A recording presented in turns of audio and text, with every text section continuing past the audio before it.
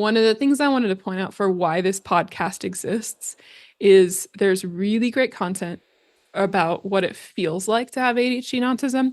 And there's really great, you have Russell Barkley, you have medical conferences breaking down the research, but I don't think that there are a lot out there that like really hybridize both.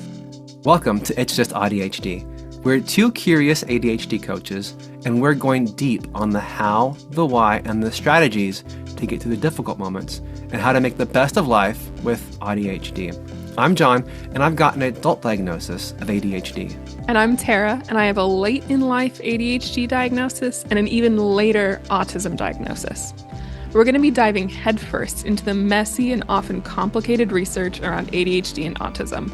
And we're bringing you along for the journey as we break it all down and make sense of everything. Because sometimes it's just life. And sometimes it's just ADHD.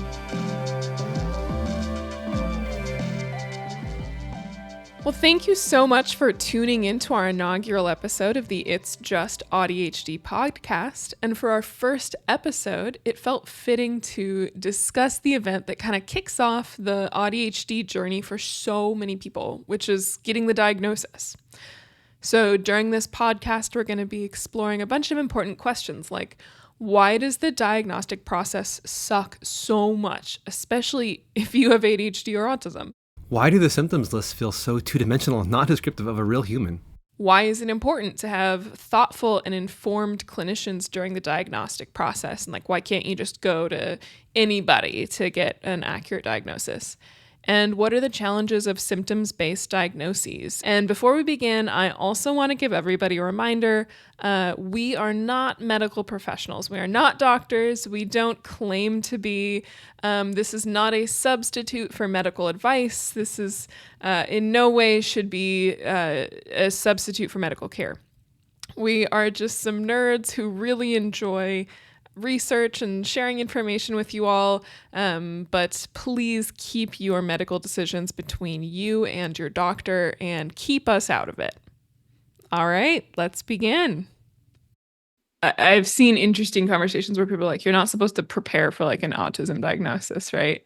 And they're like, no, but like literally I have to because I have memory issues. And when people say like, do you have social struggles? You're like, absolutely not. But then you actually do if you thought it through. So it's like, it is okay to like prepare and it is okay to like write down notes to be able to talk it through with the professional that doesn't like, if they're a good clinician, that shouldn't like paint the results, right?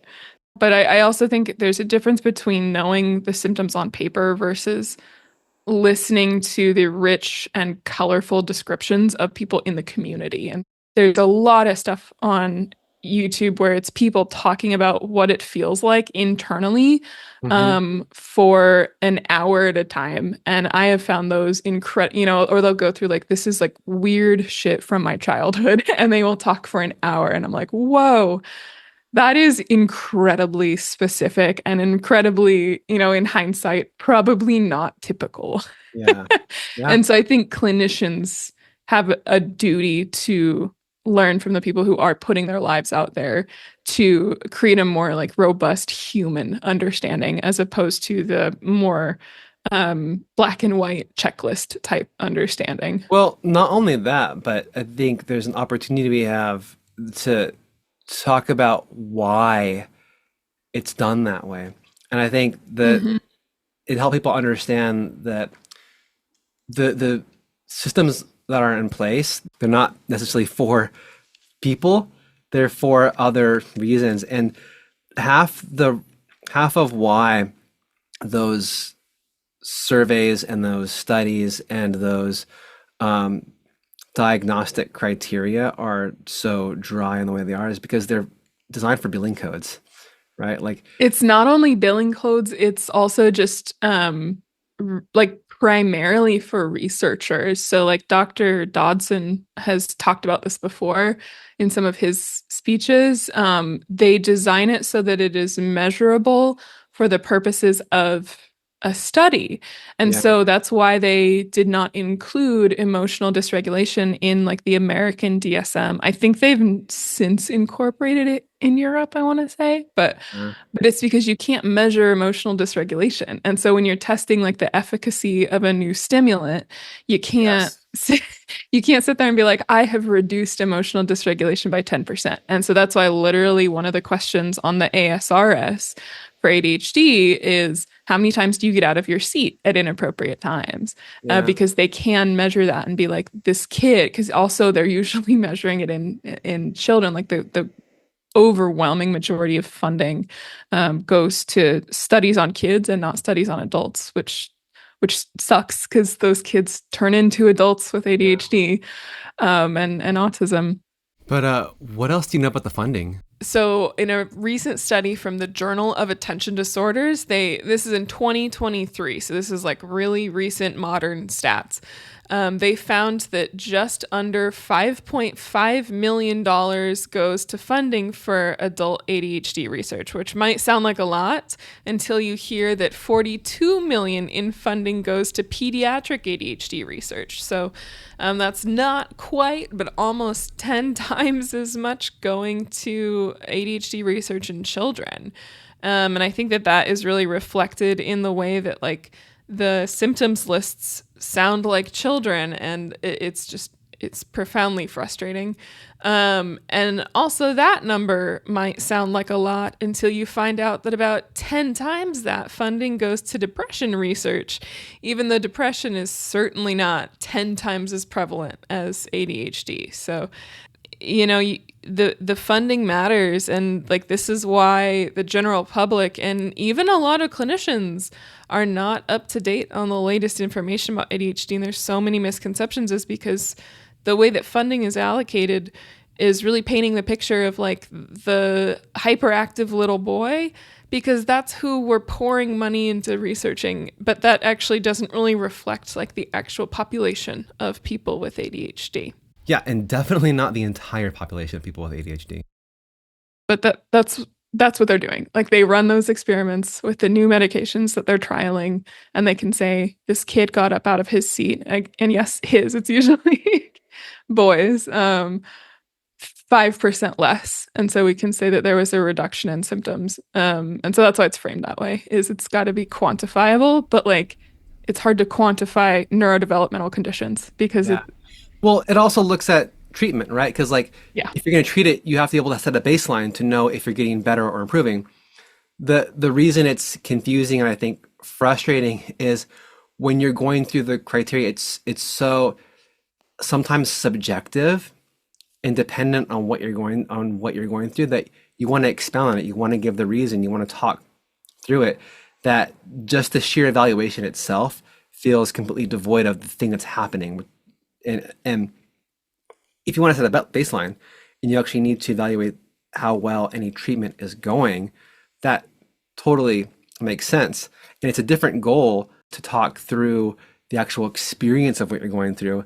Then it feels like, okay, you're diagnosing me and then you're treating me, but it all feels like a blunt instrument rather than like understanding and adapting the treatment to what subjectively any individual will be going through.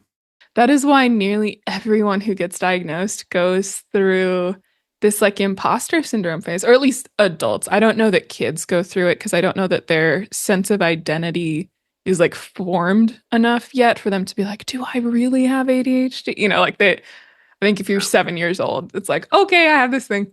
But for adults, right? Like we all really go through this imposter syndrome where you get diagnosed and you're like, did I game the system? Was I honest enough? Like, am I over representing? Because it is subjective questions framed as objective questions. Right. It's, do you forget your keys often? And you're like, well, what is often? Yeah. I think I do, Sometimes. but right. And you're like, well, sure, I forget my keys once a day, but maybe the rest of the world forgets it 5 times a day. Like, what if I'm a super genius about keys? I don't know what other people's lives are. And without having somebody provide the context of what the questions mean to you, it's too open to interpretation. And if you're doing it on your own, you don't know what they're looking for in the evaluation, No. right? Yeah. Someone was giving you verbally any of these intake surveys or diagnostic surveys, and you asked a question. Well, what does this mean? A fair answer would be, what does it mean to you? But then you have an understanding between yourself and the provider for what that means, that allows you to calibrate the answer in a way that is measurable over time. In an absence of that, you're just guessing what the stuff is supposed to convey. Well, and that again underscores the importance of why clinicians need to really like listen to the stories from the community for Yeah, them to be able to calibrate it themselves right. about what like normal looks like. And I know even if you've been a clinician for 30 years, you might feel like you know, but it really never hurts to like listen to more stories from the community so that you can dial that in. I just always find it so ironic too, like people describe autistic folks as being really literal. I don't love that language. The way that I like to describe it better is that we're highly precise.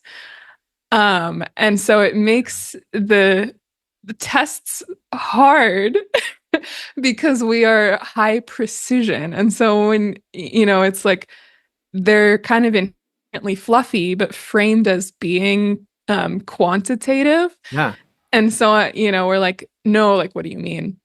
Like, I remember, so the CAT-Q is an autism test, and it's actually one of all the autism tests, it's a really good one. I actually really like it. It helps to measure masking specifically. So a lot of folks, like especially women or like adults who have gone through and like not been diagnosed yet, on some of the autism tests, like the autism quotient, we will sometimes score subclinical.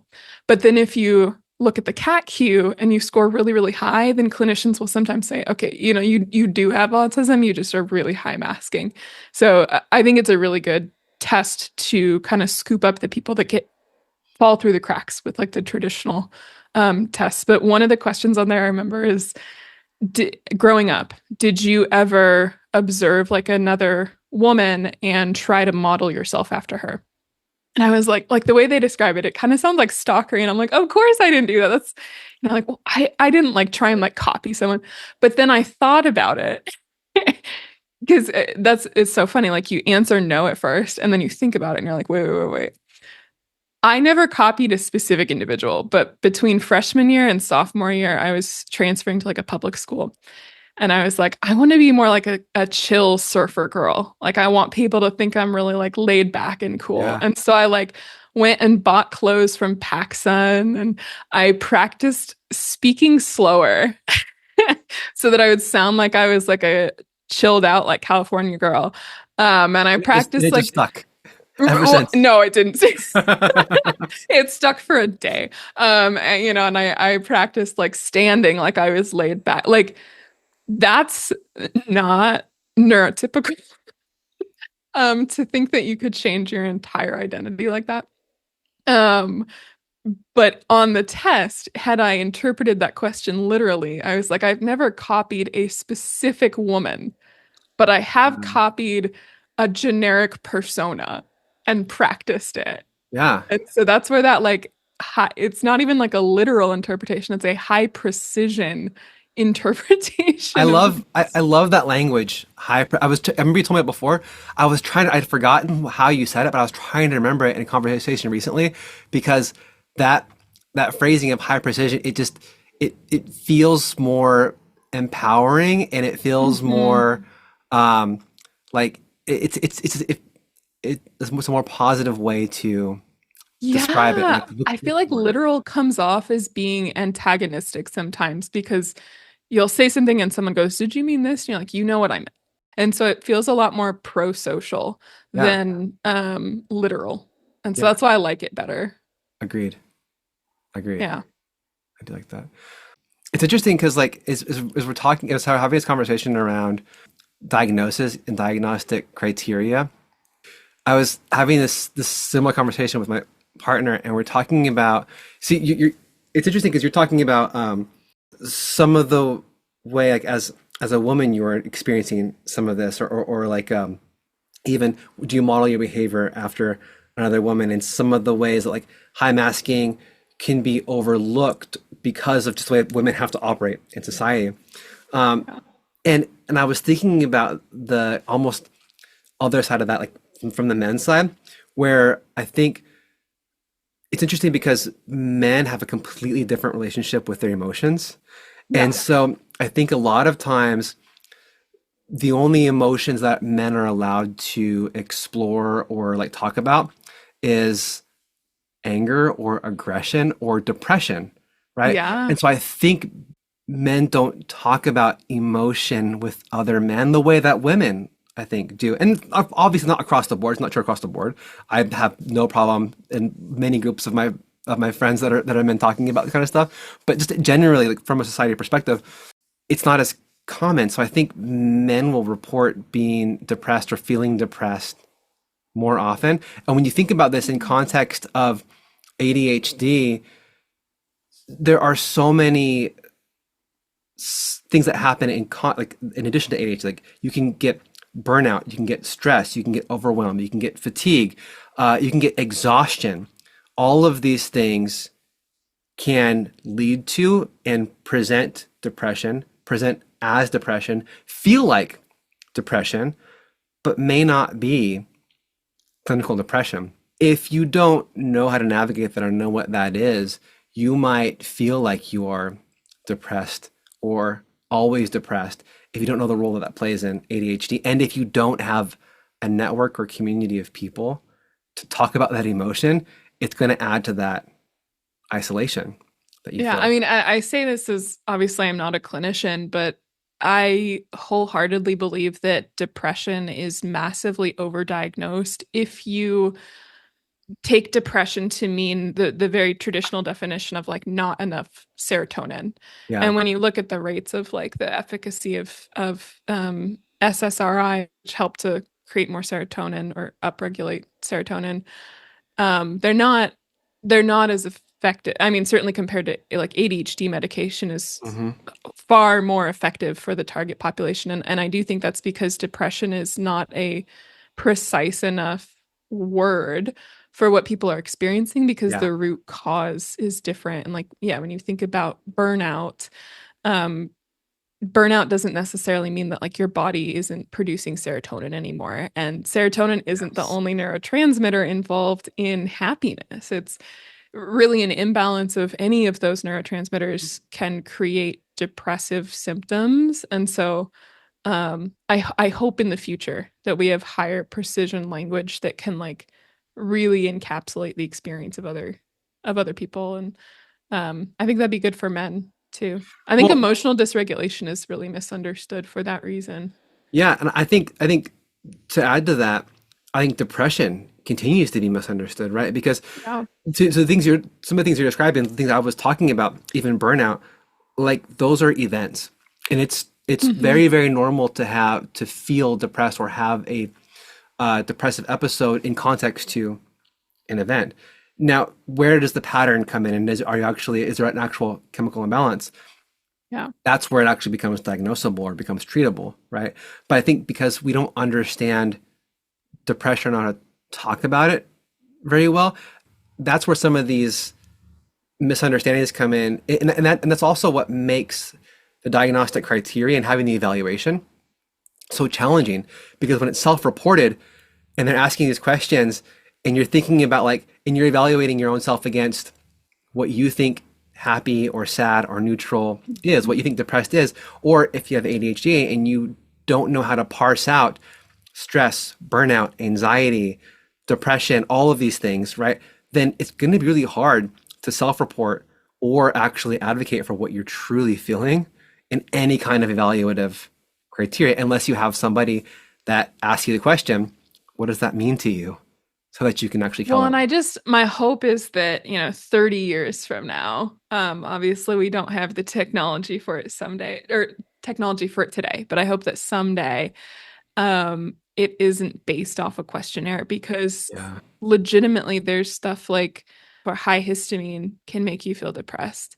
And SSRI is not going to help with that. Dopamine imbalances can make you feel depressed.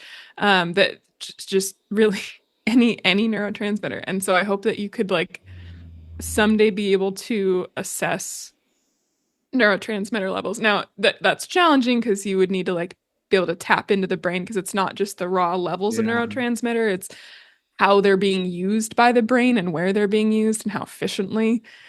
So I understand that what I'm asking for is probably science fiction, but uh, I think it's just a shame that the treatment today feels a little bit like a blunt force instrument, and I've Yeah. seen people give up because when, if someone is like truly depressive or has like suicidal thoughts or ideations and the SSRIs don't work, it can feel like there is nothing left to try. And it's like, I'm going to be stuck in this state forever. Um, and that's not true. There are other promising things that you can try. Like I'm so fascinated now by ketamine is fascinating because the um, dendritic spines in your brain. Those are the octopus tentacles of each brain cell that let the brain cells talk to each other. Um, when you have like PTSD or depression or stuff, sometimes those dendritic spines can die off. And so the brain is less efficient at talking to itself, passing around messages. Ketamine helps to regrow those dendritic spines. And so it's a completely different mechanism than like an SSRI, which is Yeah. meant to, so SSRI, serotonin reuptake inhibitor. So it's basically just blocking your body from reabsorbing that serotonin so it's more available for longer. Um, Completely different mechanism of action. And ketamine is super effective for the people who have treatment resistant depression. But I wish there was different words for it. I wish that there were like 10 different subtypes for depression that could be higher precision and that could indicate like what actually is the more effective treatment protocol. Because just because like an SSRI doesn't work for you does not mean that nothing will work for you. It just might mean that you don't have that particular flavor of depression. When so many things feel like, look like, and present as other things Mm-hmm. without knowing how to parse it out or even self advocate or know what to look for, it misdiagnosis. This is why I think misdiagnosis runs so high. So even to that point, Oh, yeah. those different the different levels, it might be because something appeared or presented in a different way, in a different circumstance. But if we had better language for it, or Mm-hmm. even someone guiding you through it, or even to your point, a way to look at what's happening biologically and physiologically beyond just self-reporting. And in some cases, like self-reporting is fine and it's enough, especially like what we don't want is to create a system that makes it so preventative, more preventative to get an Yeah. autism diagnosis, an ADHD diagnosis, a depression diagnosis. If I feel like I have anxiety and depression, I should be able to go to somebody and say, I am feeling this, I have these things. What are the next steps? And then the next steps could be learning, talking more about it and seeing what the best treatment option is based on a conversation. And some therapists, I think, do that. Some doctors, providers do that. But I think that's where we get into these misdiagnoses is whenever it's not handled carefully or whenever the provider isn't listening, actually listening to what the patient is saying and going purely off of those The checklist. evaluations, the Yeah. Well, checklists. and if, you look at something like autistic burnout, it is so close to depression in so many ways, Yeah. but that could be called like quote unquote, treatment resistant depression because there's no treatment. Autistic burnout is your body's way of saying like, holy crap, please stop. You're doing too much. I can't take it. And the treatment is to give it a rest, like let your body rest and come back to that equilibrium. So there is no medication inherently, but it can look just like depression But I think in that's even, ways. yeah, and I think that's even where ADHD can be confused with bipolar because like I've experienced that, Hmm. right? Where it's like I have these days where I feel like I can do anything and these days following by days where I'm just like completely shut down can't Yeah. get out of bed, can't do anything, feel miserable, and it's just exhaustion or overwhelm or fatigue, and it's part of ADHD. It isn't anywhere near the extreme of being bipolar, but if I were like to talk about it out loud without knowing any of the Hmm. diagnosis, just hearing about it or like reading or even just reading the the criteria or the definition of the DSM without understanding it, Yeah. it can very easily look that way. It's so funny because when I first got diagnosed with ADHD, I had come home from college and then I wanted to continue getting treatments through my university, be able to use like the university pharmacy. So I went into the university and I've been diagnosed with ADHD like 5 times at this point because every doctor wants to like redo the evaluation because they're like, "Are you sure?" And I'm like, "Yeah." But anyway, this was my second time. So the university doctor actually diagnosed me with bipolar. That's the one and only time it did not come back as ADHD. And what was happening, we were talking about, I was like, yeah, I go through these periods, feel depressed for a while.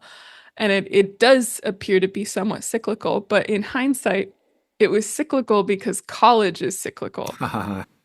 Yeah. So it's like, of course, I feel good at the beginning of the semester. And then by the time finals hit, I feel like crap because I've burnt myself out. And they thought that I was potentially like sub manic because I was only sleeping like 4 hours a day. But it was because the only time I could get my homework done was at 3 in the morning. Yeah. And so, I wasn't sleeping. Um, yeah, so that's where some of that comes in. But I've heard Dr. Dodson has said a really good way to differentiate is that with ADHD, every sort of mood change, not only do they happen more frequently, but they also have very clear triggers. Like you can point to it and say, yep, my mood definitively shifted after this event. With bipolar, it is just naturally cyclical. There's not necessarily a trigger. And so that's something that like really, really important for clinicians to sort out. Even if you think about if half of all people with ADHD have autism, if you have that alexithymia piece where you're not able to self-identify your own emotions, it might be really hard to be able to point to the trigger that Yeah. changed the mood shift. Because I don't know that I could sit and identify, like, yep, it was specifically this assignment. Because I'm like, I feel fine, but it's because I'm not in touch enough with my body. It's because that wasn't the trigger. Well, that plus the processing speed, right? Yep. You might Yeah. not realize the event because you're working through it and then until it happens later on and you're reflecting on it or not, right? It just like it happened, you don't know why. And that the Yeah. bipolar misdiagnosis is actually a very dangerous one because Mhm. the medication treatment is so wildly different from anything else. Absolutely. This is why I guess my less sci-fi, more realistic hope is that diagnoses, um, certainly for conditions like this, are based more on genetics in the future. So right now, um, it's very hard because I think they're up to like 200 genes that they suspect for ADHD. It's a lot. And that's only considering they're called SNPs. So that's single nucleotide polymorphism, where you swap one, like if you think of the genes as a puzzle, you're swapping out one puzzle piece for another. They also suspect copy number variants, which are, um, I guess, to get into it, the way that genetic testing works, you sit and you swab your cheek, right? Well, the genes don't come back as a full strand with 30,000 bases or whatever. They come back in little chunks. And it's not just one cell, it's a bunch of cells. So think of it like if you took 500 puzzles, grabbed handfuls of those puzzles and threw it out, and then mixed them all together. And then the scientists have to sit like in the lab and assemble it and put it together and make a cohesive puzzle. And so sometimes actually genetic testing can be slightly wrong because they'll look at a chunk and they're like, I think that this is the puzzle piece that goes here. And it actually goes somewhere else. So copy number variants are where your chunk of the puzzle repeats itself multiple times. And so imagine under those circumstances, if you had a couple puzzles that had repetition, but then you threw out handfuls and you mixed it all together, like how would they know in the lab Yeah. that you even have that repetition? That would be almost impossible to identify. And so some of the sort of ADHD, autism, autoimmune, the linking genes that they suspect for the copy number variants, super hard to identify. But even the single nucleotide polymorphisms, which are just like this puzzle piece was incorrectly swapped for that one, there's like 200 that they suspect. And that was really hard to study in the past because that's just an obscene amount of data. But now they're getting a lot better with AI, machine learning. They can run genome-wide association studies, which basically, instead of being like, we want to study this one, they just look at your whole data set and see what you have in common with a bunch of other people. So it's progressing, and I think we know that there are clear-cut genes that predispose you, certainly for ADHD, certainly for autism. Those are highly, highly genetic, but also other mental health conditions, bipolar, schizophrenia, like those type of things do very decidedly have genetic linkings, even if they're not quite as heritable as ADHD and autism. And so my hope is that in the future, we can take these surveys and be like, I have these symptoms, because some of them are epigenetic. They're toggled on. If you've got the genes, like you have the thing. But some of the other ones, like schizophrenia is a good example of like an epigenetic one. It toggles on based off environmental circumstances. So if they can look at your symptomology, but then pair that with the genetic basis to kind of make sure that they're going in the right direction, that would be so much more powerful and give us so much more high precision medication to be able to treat these things, because your neurons fire more frequently. And so you do need more of the cofactors to produce neurotransmitters and stuff like that. Is this the kind of like deep, nerdy science biology stuff we're going to get into in this podcast? Yeah, that's a great question.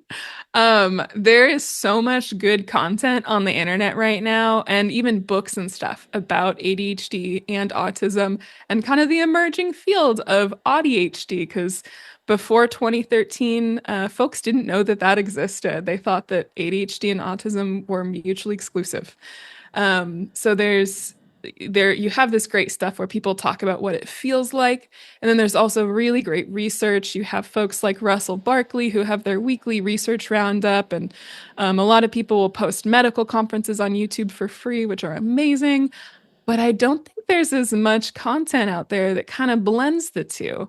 And that's the role that we want to fill, is talking about what it feels like from a human perspective, but then also really answering, why is this happening, for all those curious folks out there that are like, no, seriously, like, tell me what's happening in my brain. I want to understand why.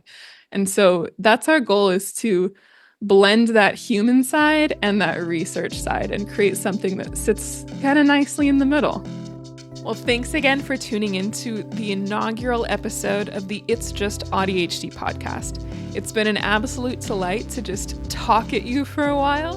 And if you want to hear more, tune in next week when we're going to go over the diagnostic ladder. We've got some great topics to discuss. We're going to be exploring the diagnostic process in depth a lot more and talking about all the different experiences and feelings that you have on every step of the journey. So tune in and see if it sounds familiar to you. See you there. Please write in, share. We would love to hear all of your misdiagnosis stories. And who knows, we might even feature your content on one of our upcoming episodes.